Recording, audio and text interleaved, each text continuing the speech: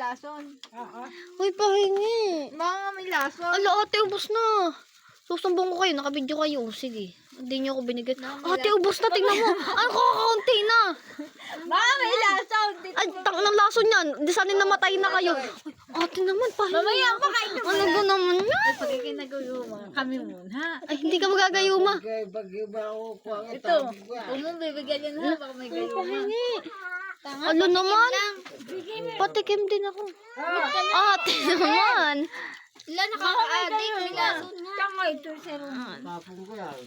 Lason kayo, susumbong ko kayo. Kayong umubos. Ala. O yan, lason ka na nga. Bakit Nauuto ka na. maglason ng ate mukhang sumbik? Masarap! Si Kuya. Oh.